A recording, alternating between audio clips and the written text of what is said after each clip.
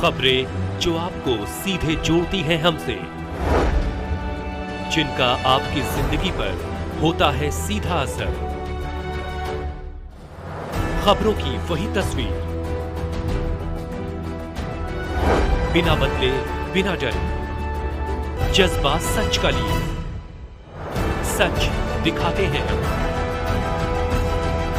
News पुनः आंदोलन किया, सचिवालय कूच किया।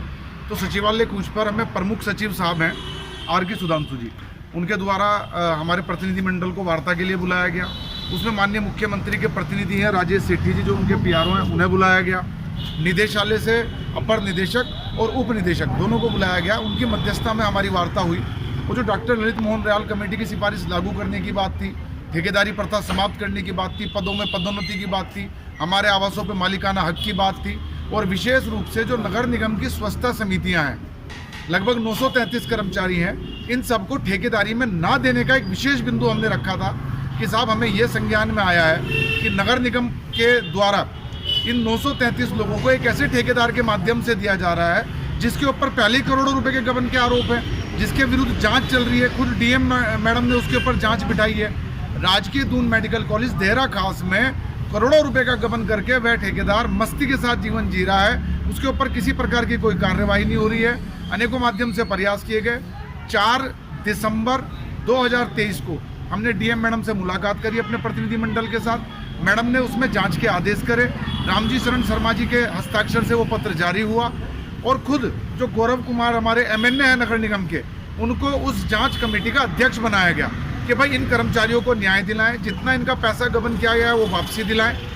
और हमने ये भी विशेष आग्रह किया था कि ऐसा कोई भी टेंडर सफाई कर्मचारियों से संबंधित इसे ना दिया जाए। लेकिन उसके पश्चात भी हमें लगता है कि शासन प्रशासन को शायद रिश्वतखोरी में या भ्रष्ट अधिकारियों को, नेताओं को, या उनसे दबते हैं, डरते हैं, ऐसा क्या लालच है कि उन्हें टेंडर दिए जा रहे हैं। जब पुरानी स्वच्छता समिति, नाला गैंग, रात्रि गैंग को निगम डायरेक्ट वेतन दे रहा है, उनका ईपीएफ ईएसआई अपने उससे काट रहा है अपने संसाधनों से, तो आपको ठेकेदार की क्या जरूरत है?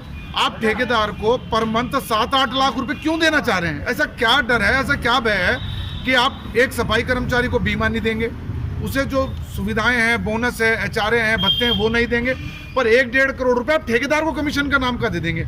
ये किस तरह का पैसा सरकार बचाना चाह रही है? किस तरह के अधिकारी आज उत्तराखंड में काम कर रहे हैं, हमारी समझ में नहीं आ रहा है। हमारे लाख मना करने के बावजूद, 12 फरवरी को किए गए वायदे के बावजूद, इन्होंने पुनः कल उसी ठेकेदार के माध्यम से इन स्वच्छता समिति के 800-900 कर्मचारियों का वेतन उनके खाते में डलवा दिया। हमें भय है कि वह शोषण पुनः चालू होगा। जब हमारे सरकार की वार्ता हो चुकी थी तो ऐसा नहीं होना चाहिए था। आज हम ये ज्ञापन देने आए हैं माननीय डीएम मैडम को। ये हमारी प्रशासक भी हैं। यदि 1 सप्ताह के अंदर इन्होंने अपने आदेश वापसी ना लिए तो हम अनिश्चितकालीन हड़ताल पे जाने के लिए विवश होंगे, क्योंकि गिरफ्तारी हमने दे दी, मसाल जुलूस हमने निकाल लिए, सचिवालय कुछ हमने कर लिया, पर अधिकारी बेशरम होकर के बैठ गए हैं। उन्हें इस बात से कोई फर्क नहीं पड़ रहा है कि एक सफाई कर्मचारी चाहे मरे चाहे जिए, उनका कोई लेना देना। मान लीजिए अगर ये आज आप देने जा रही विज्ञप्ति की इसको ठेकेदारी प्रथा को समाप्त किया जाए, बंद किया जाए, जो शोषण हो रहा है उस पर लगाम लगाई जाए सरकार। अगर मान लीजिए वो नहीं करते हैं, आप जैसे 1 हफ्ते का उनको टाइम दे रहे हैं, अगर 1 हफ्ते में वो टाइम पूरा नहीं करते हैं तो उसके आगे आपका क्या? हमने तय कर लिया है कि जितने भी समस्त कर्मचारी पीड़ा से पीड़ित हैं, उस शोषण से पीड़ित हैं, उन सब के साथ पूरे उत्तराखंड में अनिश्चितकालीन हड़ताल के लिए जाएंगे। इसके लिए पूर्णतः जिम्मेवार शासन प्रशासन होगा, जो हमसे बार-बार वादे करके हम लोगों को मनाम गा के हमारे आंदोलन रुकवाता है और कहता है कि नहीं अब ऐसा नहीं होगा।